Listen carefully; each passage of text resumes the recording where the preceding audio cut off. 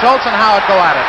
And go at it they do as Howatt keeps pumping the right hand, and now the right hand of Schultz is loose. This is all happening right down below us, and very foolishly, a fan tried to get involved. Schultz continues to pummel Howatt with the right hand as he holds him off. Down in the right wing corner of the Flyer zone, along the near side. Schultz keeps that right hand pounding, and now gets him against the glass, and very quickly moving in is Leon Stickle. And now a fan gets involved, and Ted Harris decked a fan. The fans should stay away and let the players settle their own squabble. When are they going to wake up and realize it? And that guy should be gone. He should be immediately thrown out of the building. And no, they're just waving him off. You see, that's what's absurd. And he'll come back and do the same thing again if they don't take him out. They should eject that fan from the building. But they just waved him off, saying, like, go away. And now we've got some more security people coming over. The fight is done on the ice, and Schultz is going to go to the penalty box. And he picks the glove. I don't know what he's upset about.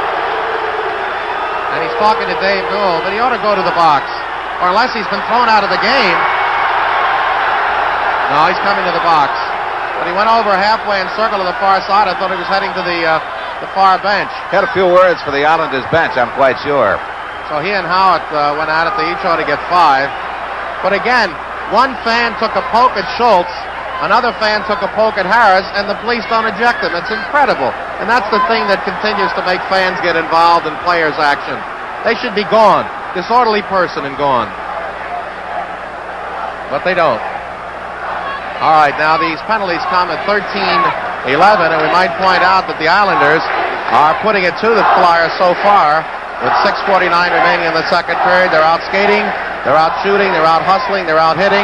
They got a power play goal early. They got 2 here from Hart and Stewart, both of them on aggressive play behind the Flyer net, sending it out in front to Bernie Perron. And if you're wondering what that chant in the background is, it's these obscene New York Islander fans who seem to insist on obscenities when they're upset about a player or a situation.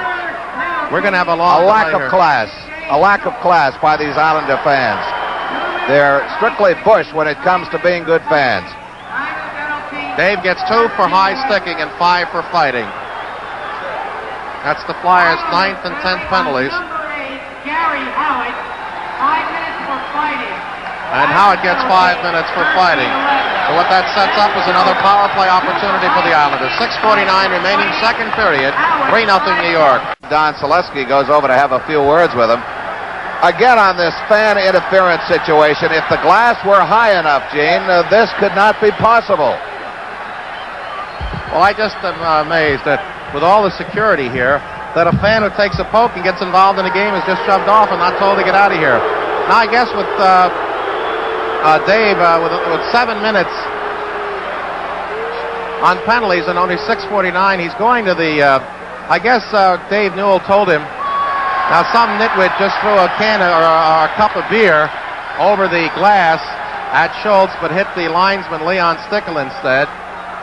And, you know, Don, it's the fans' complaint that the players turn it into a brawl, and it is indeed the fans who become animal, not the players, because they're on the ice part of their game.